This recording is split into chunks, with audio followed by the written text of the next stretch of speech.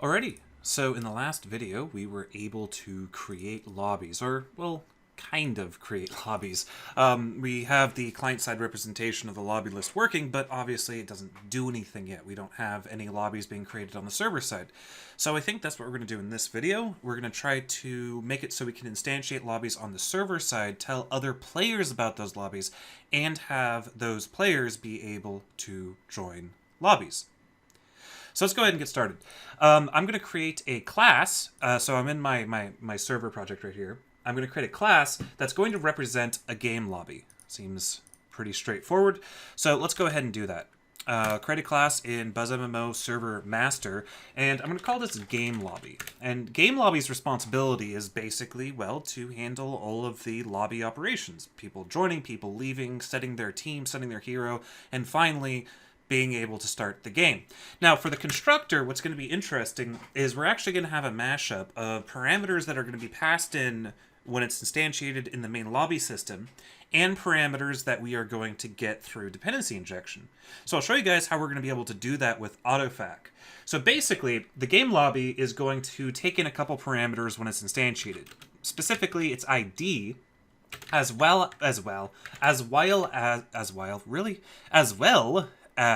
a player context master. So player context master, and we're going to call this owner. So every game lobby has an ID and an owner. So we can get these parameters out of the way real fast. The ID will be an auto property like that, with a get and no setter, which in C# 6 syntax makes this a makes the private field, the backing field, read only. And we won't worry about owner yet. We're going to do something interesting with owner in a moment. But remember, these are the two parameters that we need to pass in for every new game lobby that's instantiated. However, we also need a parameter from a couple parameters. Well, we will eventually need a parameter from our from autofac, from version of control. So what I'm going to do here, we don't have that object or that class created yet. I'm going to stub out a class. I'm not even going to stub it out. I'm just going to create a new class here, and it's going to be called game server queue. And I'm only putting this in here for illustrative purposes, and I intend for that name to change. But I really wanted to show you guys how cool autofac is. So in our game lobby, we can also take in this game server queue parameter, and I'm simply going to call this game servers. And we'll go ahead and alias that out into a private field. So now we have our game lobby here. And again, it takes in two parameters that are expected to be passed in when it's instantiated, one parameter that's expected to be passed in from autofac. So before we see how we can actually go about instantiating a game lobby, let's go ahead and register our new services with autofac. So jumping into the master server context, which is kind of our IOC root of the application, we can go ahead and say builder register type. Let's register our game server queue as self. Come on, as self single instance, and then we'll also register a type of game lobby. But for this, I'm going to say as self, but then I'm going to say instance per dependency. So that means every time you try to grab a game lobby from autofac, it'll instantiate a whole new object, which is the expected behavior. So now the question is, how do we go about instantiating a game lobby now that's registered? How do we instantiate it from within the main lobby system? So the main lobby service. So the main lobby service needs a way to instantiate that game lobby, and it's really cool. There's a really cool, neat little trick you can do with autofac that makes this this possible. Basically, I'm going to accept a func of int and master player or player context master, and then it'll return a game lobby, and I'm going to call this lobby factory, and we'll go ahead and alias this out into a local field. So what I've just done is I've requested a delegate that takes in an int parameter, a player context master parameter, and returns a game lobby. And by writing this delegate like this, autofac will pick up on the fact that we're requesting a delegate that returns a type that it knows how to register. Autofac is going to go ahead and take this parameter, it's going to fill it with code that when I invoke this, it'll resolve the game lobby and then instantiate it with these two parameters plus whatever other parameters the game lobby wants. So as you can see in the game lobby, I can go ahead and move this over here. We're taking an int ID, player context master and a game server queue. So this will be provided by AutoFac, and these two parameters will be provided by whoever calls this lobby factory, and that's really cool. And it's important to understand here that we're not using ordered parameters. The order here just happens to match up. It'll determine which parameter to fit into which argument based off the type at this point. There are other ways to do it in AutoFac, getting a little bit more complicated, but this is the simplest way to do it. It's very, very straightforward. And most importantly, it's transparent. You don't see anything specific to AutoFac here. It'll just magically do that for us behind the scenes. Okay, with that out of the way, we can go ahead and create our create lobby method. So before we do that, well, I'm going to do this in two steps. I'm going to scroll down here. Again, here's the delegate if you want to take a look at that parameter there, just for a sec. And I'm going to scroll down, and I guess down to after remove player, we're going to have a public deferred of lobby details. Lobby details. I had to import that, by the way, so make sure you get the using statement up top. It's going to be called create lobby, and it's going to take in a player context master owner. So this is our method. Now, I just stubbed that out here so we can hook this into our system real fast before I forget about that. So we have that stubbed out, and so now I'm going to open up systems main lobby system. And then within here, under the create lobby, I can go ahead and just nuke all of this code. We don't need any of that nonsense. And we can also nuke that field. Again, that was just for testing our user interface. So now I can make this into the real implementation. What's the real implementation going to look like? Well, it's just simply going to be return service.createLobby context. And that's it. And any sort of errors or whatever are going to be handled by the main lobby service, because we want to, in order to check certain things, we want to be on the right thread, the right synchronization context. So with that out of the way, let's go ahead and jump into the main lobby service. And let's start off with a couple sanity checks. So actually, in order to do this implementation or the sanity check, I do have to go ahead and stub out a system. And sorry about that, I forgot about that. So we'll go over here into our components. We'll make sure that in our systems master, we do have a game lobby system, and we do. I just want to create a stub for that, but I also might actually want to... I think I don't like our change team and change hero being their own operations. I think instead, I'm going to change this a little bit. I'm going to have it be a deferred, and I'm going to call it update player details, and it'll have game lobby player details. And the reason I'm doing this is the game lobby player details already has a parameter for team and hero, and it also has a field that can tell us which one of those changed, or both of those changes changed. So this way we have one single method that we can use to set both the game and the team. And of course, you can simply use the properties in order to change these and pass it in there, and everything will be awesome. So we don't lose a lot of expressiveness, but it does cut down on the amount of code that we're going to have to write. All right, with that change out of the way, we can go ahead and stub out the server-side version of that, so we can instantiate it and check for it and all that fun stuff. So under BuzzMMO Server Master, I'm going to create a new class, and it's going to be called Game Lobby System. And this system is responsible for handling a lobby. So things like not joining, but leaving or destroying the lobby, things like changing your team or hero or beginning the game all happen within the system. Now, conceivably, you could do other interesting things here. You could make maybe a private lobby chat if you wanted to do that as well, and other fun stuff like that. But anyway, let's go ahead and stub this out. So we're going to do, I forgot the base class, player system base. And we're going to pass in iGame, come on, lobby system server, iGame lobby system client, and it'll implement iGame lobby system server. So we'll go ahead and implement all these missing methods, and we have leave lobby, destroy lobby, begin game, and update player details. So those are the methods of the system that can be invoked on the server. I'm not too worried about implementing these at the moment. We'll leave them as throwing, not implemented. I was really only concerned about having access to this as a static, in a static context. So jumping back into our main lobby service, we can now create our lobby. So what I'm going to do is I'm going to say if not owner systems contains main lobby system, then throw new RPC exception. You can't join a, or can't create a lobby if you are not in the main lobby. Or how about can't create a game lobby if you're not in the main lobby. And we'll also do if owner systems, and this is why I wanted to stub out that type, if owner systems contains game lobby system, then throw new RPC exception. You are already in the lobby. So these are just sanity checks. Our UI is going to be written in such a way that neither of these checks will ever trip up. But of course, the UI is not secure. Somebody could, of course, go in and try to do something weird. So we always want to make sure everything is consistent when we write code like this. And we do that by simply checking for our assumptions. Anyway, so we're doing that on the request fiber. So this is, we've not entered a new fiber yet. So now that we have done that, we now need to do something more interesting. So I'm going to say return fiber in queue deferred. So now we're working in the context of our lobby fiber. So I'll say in queue deferred. And what this is going to do is it's first going to instantiate a lobby. So I'm going to say lobby equals, and remember our awesome lobby factory? Now we can just invoke this. And we need an ID and an owner. And I forgot about the whole ID stuff.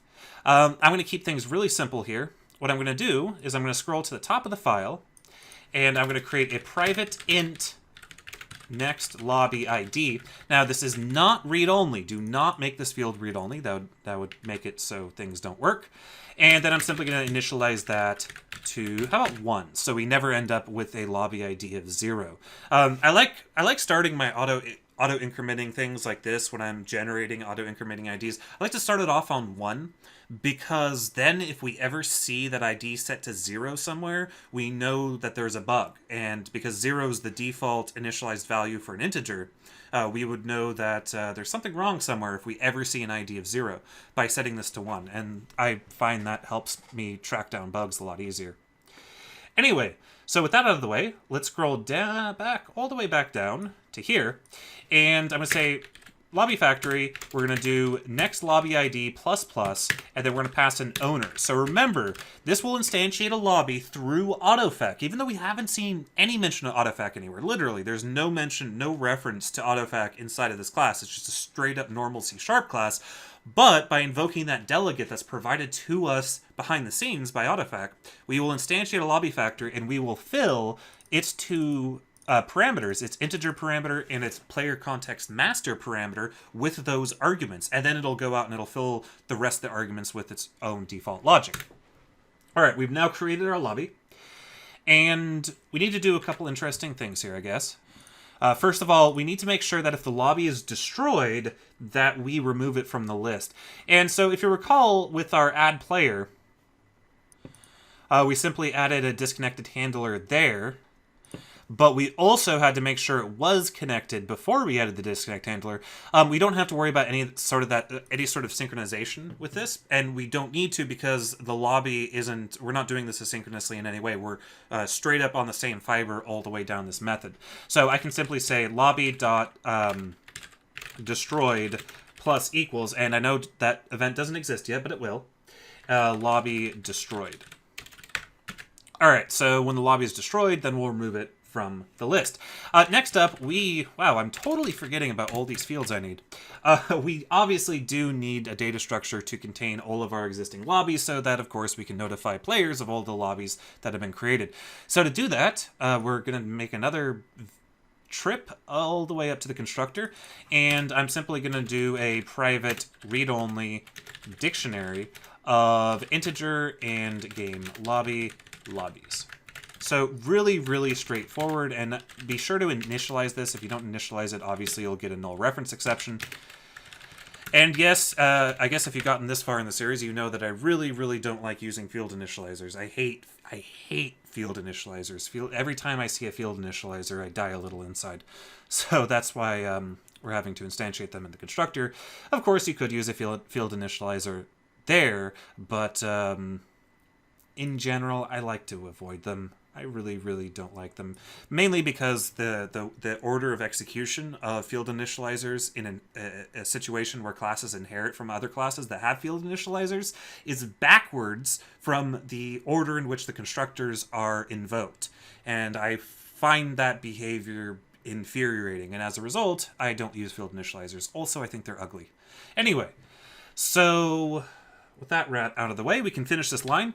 Simply lobbies.add, and we'll add it lobby ID lobby.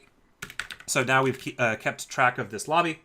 Now, of course, we do have to tell everybody about this lobby. So I'm going to say proxy.onLobbyCreated, and we're going to do lobby details. Now, lobby details is an interesting thing here because we have a couple ways of going about it. We could go ahead and instantiate a new lobby details every time we need to tell somebody about it, but I think a better way to do it would be for lobby to provide a details property that it can cache and that it can regenerate whenever it decides to. So lobbies will have a details property that we can safely pass along to the rest of the system. Now remember, not only do we have to tell so this line of code tells everybody about this lobby, but not only do we have to do that, we also have to return back the details of the lobby that was just created. So I'm going to say return lobby.details, which of course will be of type lobby details. So all this code will compile once we flesh out the lobby code a little bit. I do probably want to actually go implement our lobby destroyed here now, because actually what I just said was a lie. We do need a lobby destroyed event handler to be present before our code will compile. So I'm going to do private void lobby destroyed game lobby, and this will simply fiber.enqueue. We don't need to enqueue deferred since we're not returning a deferred here. And we're simply going to say proxy.onLobbyDestroyed, passing in lobby.id, and then we're simply going to say lobbies.remove lobby.id. And of course, while we're in here, we're not quite done yet. I just realized we also, when a player joins, we need to tell him about all the lobbies that are available in the system. And we're just going to hijack on this onLobbyCreated, but we're not going to send it to the proxy, because remember, this underscore proxy field broadcasts those messages to everybody in the main lobby. We want to just send it to the player that joined. So scrolling up here, so take one last look at that code if you want to, but scrolling up here, right here on this handy to-do, we can go in and we can tell the player that just joined about all of the lobbies. I'm actually probably going to do that down here, maybe format this code a little differently, and I'll do another for each loop right here underneath our onPlayerEntered. So I'll say var lobby in lobbies, and I'll simply say system.proxy. Remember, system.proxy is the proxy for the one client that just connected. So when I invoke this, the methods on this interface, it will only broadcast that one player as opposed to sending it to everyone else. And I'll simply say on lobby created lobby.details. And that should hopefully that should actually do it for our main lobby service. Our main lobby service isn't that complicated. It just juggles two lists, one of players and one of lobbies, and that's about it. That's really all it needs to do. Now, in a system, that's not to say that this sort of system can't get more complex. If we wanted to go into something like a load balancing situation where we had multiple main lobbies, or if we wanted to create a matchmaking service, this logic would become significantly more complex. But as it is right now, this will do just fine, and it'll allow us to go forward with actually writing some game code and actually getting some players running around on the screen, which is our goal. So now that we have that, we can jump back into the game lobby and we can flesh this out a little bit. So for the game lobby, we need to do a couple things. I guess I can go ahead and start working on some fields here that I know I'm going to need. First of all, I'm going to do a players equals new hash set. Come on. Are you kidding me? There you go. I don't know if it's my CPU or if it's ReSharper or something. Anyway, we'll do a players equals new hash set of game lobby system. So what's interesting here is, I think we did this before in our main lobby thing. Yeah, we did. So what's interesting here is to represent a player in the lobby, I'm pointing to the system that's created when they join a lobby, which is the game lobby system. So we'll have our players, and we need a proxy to broadcast to everybody in the lobby. So I'll say system, what did I end up calling that class? Broadcast proxy, which is probably a better name for it. iGame lobby client. There you go. And we'll do .create, passing in our server context, which our server context we don't have. Actually, that's a good point. We do need our server context. So we're going to do master server context server. And I don't know if I need to initialize this into a field, so I'm not going to. I think I only need it to create our proxy. So we'll create our proxy with server as the first parameter, and as the second parameter, we'll simply say players.select p goes into p.context.transport, which I believe, yep, is right. Okay, so I don't know why. Oh, it was just being slow. Actually, I want the ID to be initialized first. I like that more. Okay, next up, we're going to do a fiber. I'm going to say fiber equals new. Well, we could do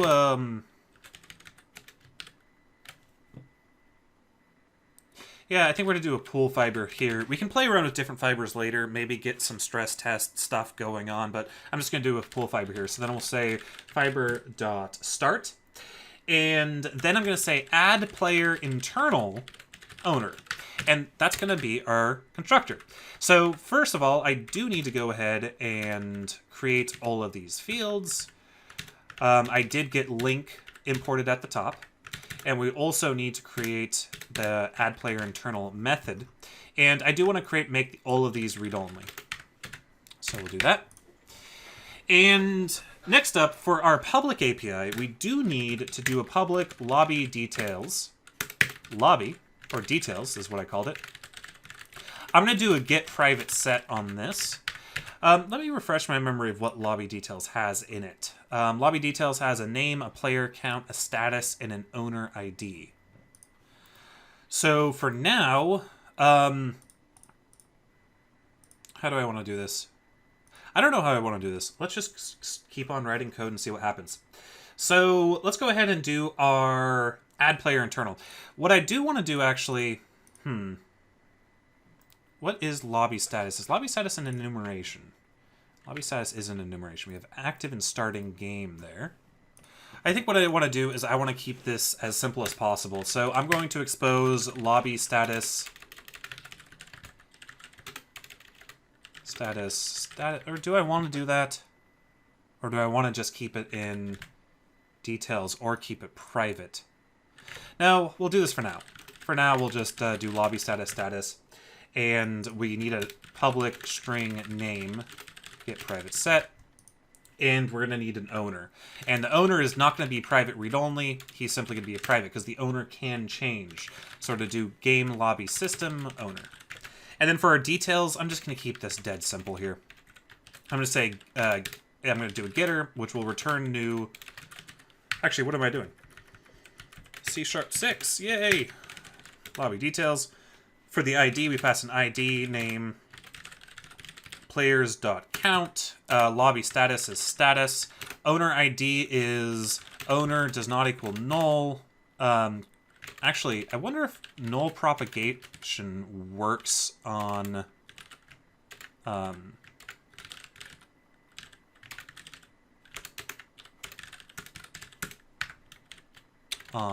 value types, and I'm really not surprised that it doesn't.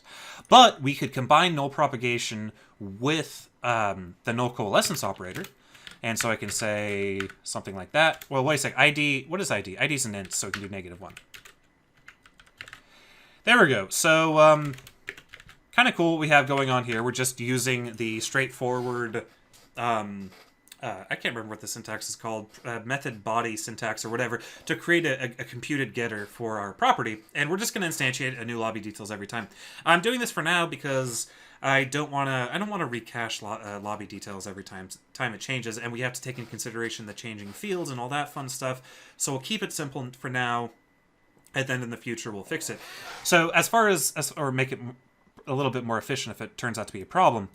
This is a cool little thing. I just actually realized you could do this. I didn't think you could use null propagation with a value type, and I'm right, because it'll convert a value type to a nullable value type, which is obviously incompatible with the not nullable value type. But using the null coalescence operator, we can convert a nullable value type back into a non-nullable value type with the default in the case that the thing on the left is null. So that's a very, very compact syntax for doing that, and I think that's pretty neat. So the alternative, by the way, would have been something like owner does not equal null, question mark, owner.context, user details ID, colon, -1. So using that syntax, the compact syntax is this, and then that does basically the same thing. Actually, no, it doesn't, because it will do the exact same thing because I don't null propagate on the user details. Anyway, stuff and things. Let's move on to our add player internal. Actually, I want to show you guys what add player internal really does, or how it's going to be used first. And to do that, basically, I'm going to write a public deferred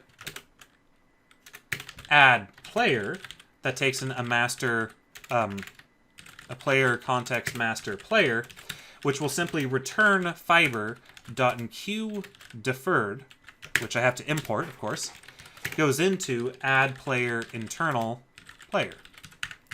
So basically, the add player internal is sort of a synchronous method that will execute on whatever fiber process that we're executing from when it's called, whereas add player will synchronize onto our fiber. A very, very important distinction. Always be aware of what synchronization context you're in, which is why I differentiated add player from add player internal, so that we can call add player internal from within the same synchronization context as our game lobby, which, by the way, the constructor runs under.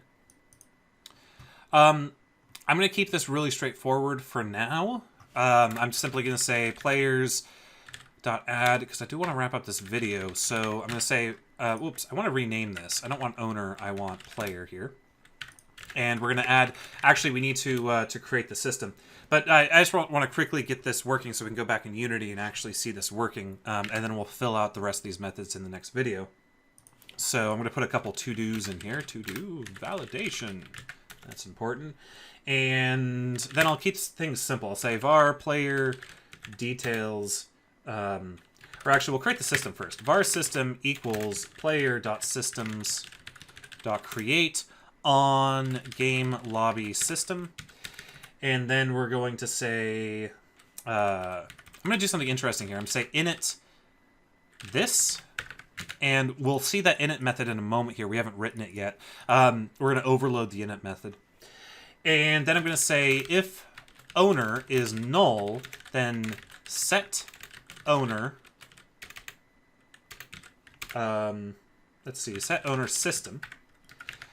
Then I need to create a, I need to create a game lobby player details. So player details equals new game lobby player details with the details of the newly created added player. So player dot context, no, player, where are you? Oh, it is the context. So context user details ID. I am dumb. Player dot user details dot username, and then the game team is going to be system.team and system.hero.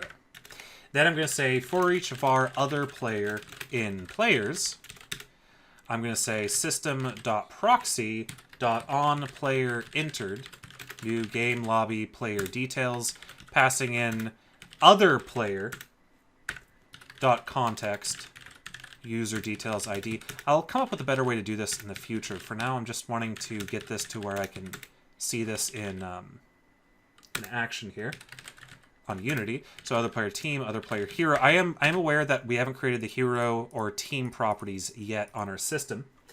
And then I'm going to say players add player, or sorry, system. We're adding the system. And then we simply do proxy.onPlayer entered, passing in player details, which will notify everybody of this guy.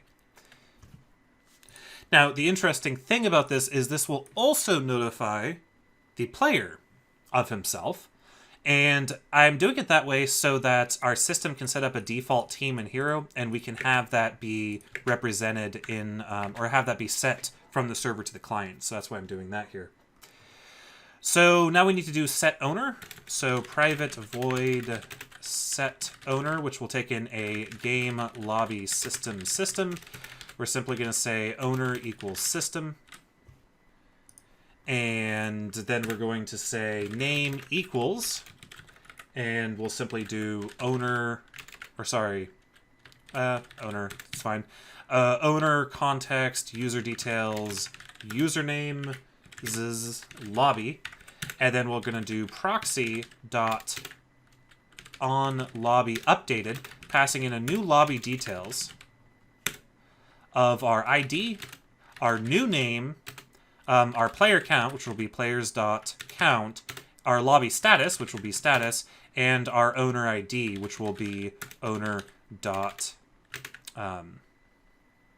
Actually, the way I want to do this is a little bit different here.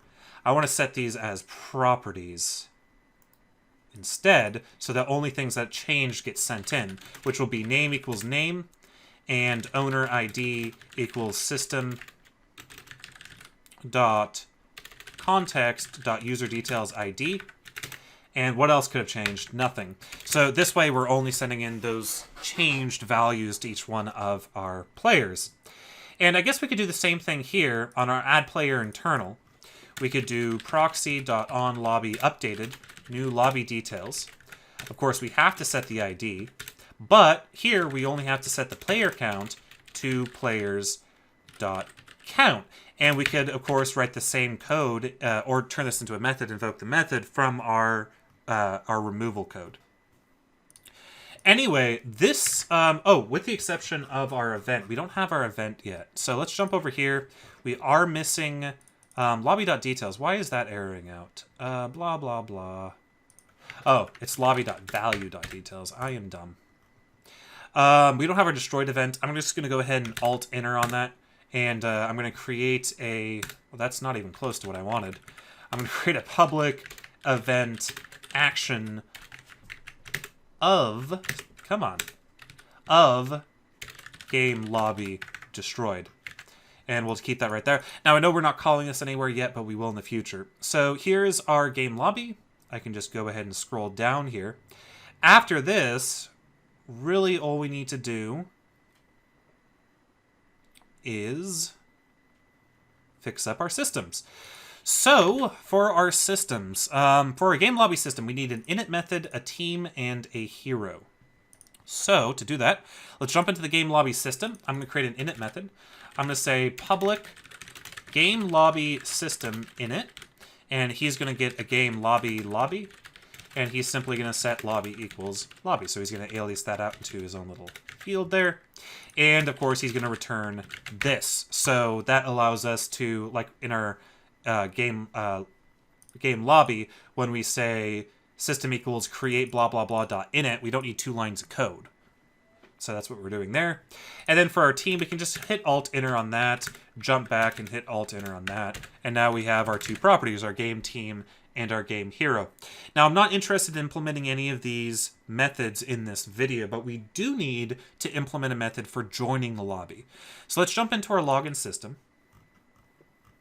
And we don't actually have a way to join a lobby yet. So we can create a lobby. So, nope, wait a sec. Why am I in the login system? I'm an idiot. I want it to be in the main lobby system. There we go. We do have a way to join a lobby. For this, I'm simply going to say return services. Let's see here. Join lobby, passing in the context and the lobby ID. And here's another method I haven't implemented yet. So for the join lobby, let's go ahead and hit Alt-Enter, Enter. And that jumps us into the main lobby service. Since this is public, let's move it above these 2 private private methods.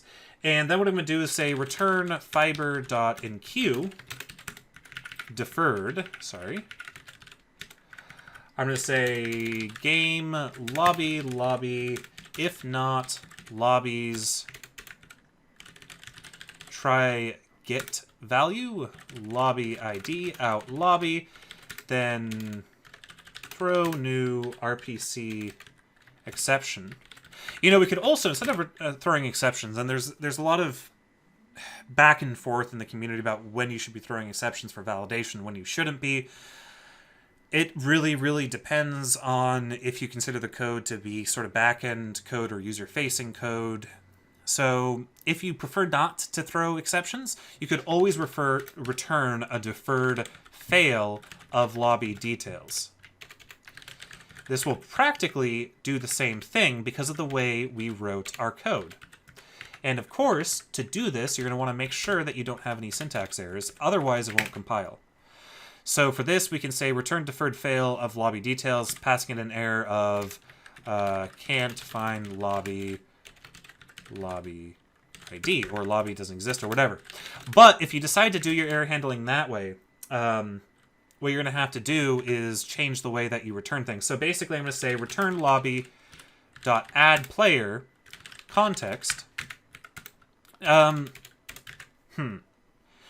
Should the lobby add player context return lobby details or not? See, I could do a couple ways. I could say then deferred.success lobby.details. That would work, because then we're returning the add player, but then we're returning with the lobby details of the lobby that was just joined. Or we could change the signature of add player to return the lobby details. So there's a couple ways to go about this. I think I'm going to go with the second way to make the code a little bit cleaner. So again, we're changing things up just a little bit. So again, this is our join lobby method. It'll not be all squigglified once I fix this next piece of code. So go ahead and jump into the add player, and I'm going to change it to returning a deferred of lobby details, which of course is going to mean that I need to change the signature of add player internal. Well, either that, or I could put this on 2 lines and simply say return details. Either way will work, but I'll just leave it at that. Anyway, that's the code. Let's go ahead and hit F6, and we get build started. And build succeeded. Okay. Let's go ahead and jump into our client-side code real fast to make sure that we actually have code in place to do things like, well, creating lobbies and stuff. So, why am I blind? Okay, we already can create a lobby, so that's neat. However, if we join a lobby, we need to be able to be notified of that. So I'm going to go into systems, and I'm going to create a new system here, and it's going to be called game lobby system. And it's going to go ahead and, just like this, it's going to inherit from Unity system base. And it's going to pull in an iGame lobby system server, iGame lobby system client. It's going to implement iGame lobby system client, not server. Go ahead and get all of that out of the way. So on lobby updated, I'm simply going to do debug log lobby updated details. On player entered, we'll say debug log player entered. On player updated, we'll just do player updated. Come on, you can type. There we go. And on player left. And that'll be cool. And we'll also go ahead and do a on connected, which will say debug log on connected. And that should be that. The last thing I want to do is in our main lobby system, on our on lobby created, we need to add a click handler. How do I want to handle that? Okay, I have an event on the lobby row itself. So on the lobby created, after create the lobby row, what I'm going to do is say lobby row.onJoin lobby clicked plus equals something. Actually, I can plus equals to a method, so I'm not creating a closure every time. What is the signature of that? It's simply lobby row. So we'll do lobby row clicked, or how about on lobby row clicked, which we can go ahead and write underneath this method. Private void on lobby row clicked, lobby row, and for this, I'm simply going to, actually, what I'm going to do, I am going to move this. So keep an eye out for that line right there. We added that to the on lobby created, so we're hooking up to that event when the user clicks on that. But then I'm going to move this down to right next to create lobby, and I'm going to rename it to join lobby. How about join lobby row to specify that we're working with the lobby row here, not directly with the lobby object. And we'll say var dialog equals context prefabs instantiate alert dialog set can dismiss to false set title joining lobby plus row name or row details name. And then we'll say proxy dot join lobby dialog, or sorry, row details ID. On success, we'll simply dialog.close. We can do something more interesting later. On fail, def goes into, and we're simply going to say dialog.set title error set message def error set can dismiss true. Now, this is a very, very common pattern of doing things where we create a alert dialog says, oh, we're doing this thing, and we go and we perform a deferred operation. But if it fails, we show them the error, and that's not how you spell error. We show them an error, and if it succeeds, then we dismiss it. It's a very, very common pattern. I'm not yet quite ready to factor this out into a reusable method, just because I want to see more instances of this pattern being used elsewhere to get an idea of how best to factor that out. But for now, we'll just leave it at that. Anyway, assuming all of the code works, which is never a good assumption, what we should be able to do now is create a lobby and join a lobby. Now, it's not going to change our user interface at all, but what it will do is give me little debug messages down at the bottom. So let's just make sure that no exceptions are thrown first. Well, there was an exception. That is really cool, though. There was a fatal error. I don't know why that's being all stupid. But anyway, an exception was thrown because the given key was not present in the dictionary. I don't know what that's talking about, so I'm going to copy that exception to my clipboard. I'm going to jump over into the server and hit Control-ET, and that gives us an error on this line, types to components. Going up the stack trace, let's find out what it's trying to do. What it's trying to do is seemingly create a proxy. Get component of type T. Oh, you know what? You know what I bet it is? I bet that I didn't decorate. Nope, that's right. Okay, I didn't decorate these interfaces with the component interface attribute. As a result, they didn't get hooked up into our component map, and so then when I tried to do something using that component map, it decided to throw an error, as it should have, because it doesn't exist. Actually, you know what? Now that we have an instance of that happening, what I'm going to do is I'm going to go back to the stack trace. I'm going to find where that error happened. It happened right there. It happened in the broadcast proxy. But right here, get component. I wonder how often this is called. Well, that's called quite a bit. Client systems.destroy, client systems.create, create proxy for. You know what? I'm going to wrap this in a try catch. So try catch.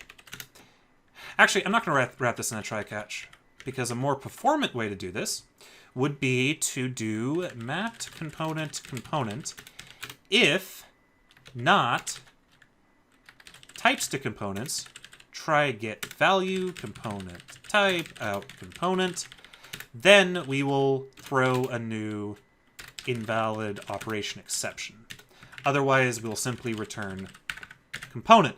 Now, the invalid operation exception will simply say component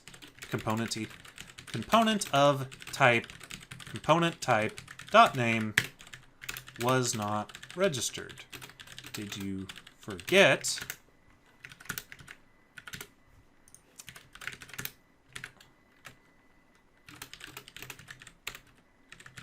registered it? There we go. So now anything like that ever happens again, we'll get a nice little error that'll tell us exactly what's going on and how to fix it. I generally like to do that. Well, I generally kind of prefer to be more proactive about those error messages, but in this case, I wasn't. So I generally like to go back in and add in these error messages, especially if it wasn't immediately obvious what was wrong to have thrown that exception. Let's go ahead and fix our name ofs here. So we can do that. It looks like we're having a little bit of a issue with a contested file lock, which was resolved last time by closing down Visual Studio and starting again, which is probably what I will do in this case. Not optimal. It probably has something to do with our toolchain freaking out and causing a lock on something.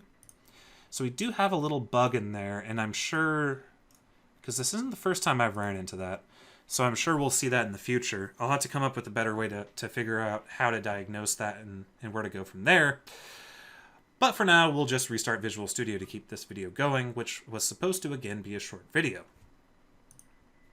Anyway, make sure that I'm grabbing the right one, and I'll pause while that loads. And now that we're back, we can actually hit F6, and it hopefully will work, and it does. Build succeeded. Jumping back over into Unity. Oh no, Unity's gonna freak. I didn't. Oh, good. For a sec, I thought I didn't stop Unity before jumping back. Otherwise, if I had kept Unity going, it would really have seriously freaked out. Anyway, let's first make sure that we're not getting any exceptions here. Create lobby, admin lobby 1. So that's cool. Create lobby. You are already in a lobby. So the user interface hasn't changed yet, but you can see my validation is already working. I'm already in a lobby. So what I'm going to do here is, if I try to join that, I get a fatal error. I'll figure that out later. So what I'm going to do here is I'm going to create a new build. So I'm just going to hit Control B, which should be a development build, I hope. We'll find out here in a moment. And go ahead and do windowed, smallest as possible, blah, blah, blah. I'll move this off to the side, doesn't really matter. Let's go ahead and jump in here. It is a development build. I'll log in as admin here, and I'll log in as Nelson here. Now, admin lobby 1 is still there, but that's fine. Let's create another one. So we have admin lobby 1. So we're in that lobby, and we can see that lobby was created. So that's cool. Now let's go ahead and try to join it. And we do indeed get a player count too. So we get the lobby updated, but we're not getting the player joined. That's fine, but at the very least, we are getting the player count updated, so we know that things are mostly working. Let's look at this error really quickly before the end of this video. So I got that exception. Let's jump into our client, hit Control ET, and what we're getting is right here. Method not found, default constructor not found on game lobby player details. That's probably why we weren't getting a notification that the player entered. So let's do game lobby player details and try to find out why it's complaining about the lack of a default constructor. Well, clearly it's complaining about a lack of default constructor because a default constructor does not exist on this type. So let's go ahead and create one. Remember, the way that we're using Activator, Activator requires that we have a default constructor there. So let's go ahead and hit F6. And this is the end of the video, but I just want to verify that everything's working before I leave you guys. So hit F6, that should recompile that and fix that bug. So I'm going to have this player, I'm launching a player, and I'm going to keep it off to the side here. And then I'm going to also launch in here so we can watch the log. Let's give it a sec. Choose user to log in. We'll log in as admin here, and we'll create an admin lobby. And we're still getting that error. Did I not build hard enough? I probably didn't build hard enough. All right, F6. All right, I pressed it really hard this time.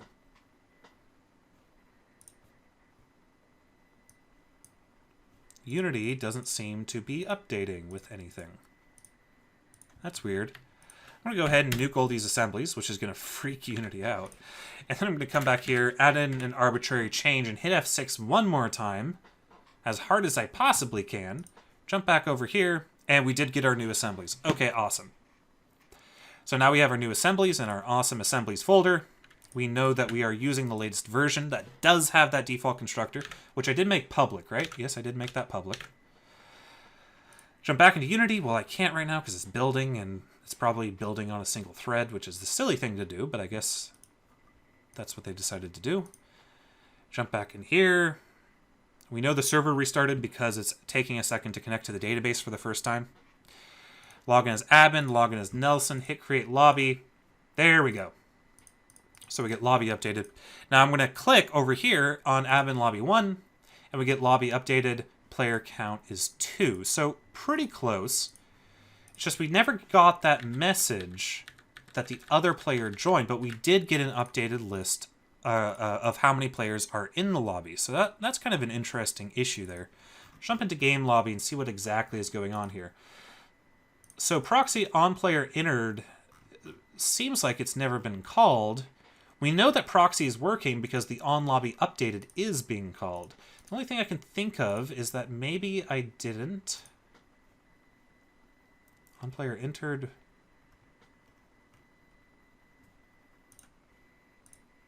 Am I blind? Oh, I am blind. Player entered right there. 2. Oh, it's because I had collapse on. So as a result, because of collapse on, I didn't see the second message. It was working. And with that, that is another awesome short video. That wasn't as short as I wanted it to be, but still, we got a lot closer to getting our lobbies working and being able to create them, being able to join them. Obviously, the next step is going to be working a little bit on the user interface and fleshing out the rest of our lobby service. All right, so I guess